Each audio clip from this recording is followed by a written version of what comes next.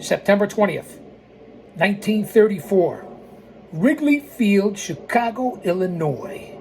Ed Strangler Lewis versus Jim Londos. Welcome back to Chaos Corner, Guardian of Chaos, the YouTube channel. One man, unique, unedited, unscripted, raw dog for you, the fans. Drop an elbow on that like. Austin, are you with me, brother? Tribal Queen? Holla if you hear me. Toward the end of his career, another top wrestler with whom Ed Lewis butted heads behind the scenes was the Golden Greek Jim Londos. Take out your notebooks. Who by the 1930s had superseded the Strangler as the industry's hottest superstar and reigning world heavyweight champion. The Strangler's backers badmouthed Londos in the press, maneuvered to have him stripped of title recognition in certain states, and even positioned Lewis as an alternate world champion in opposition. After years of such contention, strangling the two men finally... After years of contentious strangling, how appropriate would Strangler Ed Lewis? The two men finally agreed to do business. That's where the phrase comes from. You're learning a lot here. Again, I'll be taking attendance to see who's here and who's not. And if you're watching on the replay, the premiere chat, it's for your convenience. That's why I don't go live. So you can come back and look at this material and listen and re-listen at your convenience. I do this so you don't have to.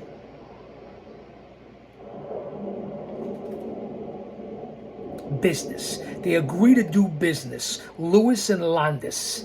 And the resulting match was the most highly anticipated since the Gotch Hackenschmidt match of a generation prior.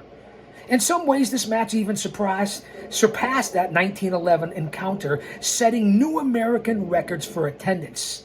35,275 and a gate of 96,302. And if you go to the inflation calculator and we're here in 1934, I would have to say that's at least 4 times in today's 2025.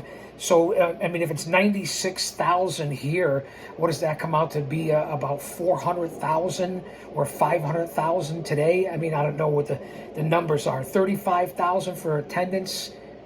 What would it be today? Just imagine the times. 100,000 for the match prior that I spoke about. 100,000 fans. It's just incredible. I believe that was for at Comiskey Park in Chicago, or that might have been at the White City Stadium in London, England. We're talking about 1910, 1911, 1916, and now here in Wrigley Field. Let that sink in about history and stadiums and events and where companies run, whether AEW's doing and whatever they call EC Arena, ECW 2800 Arena, or what they did down in Texas. And, you think about the crowds, even the WWE, who's drawing it in right now. Let me not get off track. Let me get back to Strangler Lewis and Jim Londos. Like I said, in some ways it surpassed, and we talked about the attendance and the money. It's all about the money and the miles, bro. Trust me, I know. The first record would stand for 27 years, while the second record stood for 18.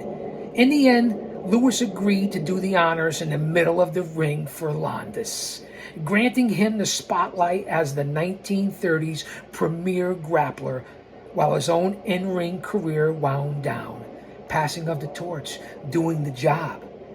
And this is where it started to change from reality, real wrestling, shooters, hookers, what they used to call back in the day of the carnies and the circus and so on and so forth, and the fairs. You see where it all began, even before you want to go to the Gold Dust Trio or whatever they call it back in the day. It goes way back.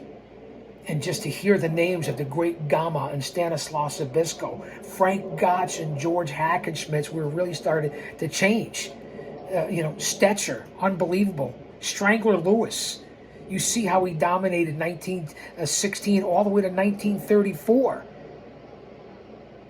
I mean, it's Strangler Lewis has quite the unbelievable history, along with guys like Jim Londos and so on. But this is gold right here. This is what you're supposed to learn to compare to the business, and you wonder why I become so disappointed in the current day business. Don't go anywhere.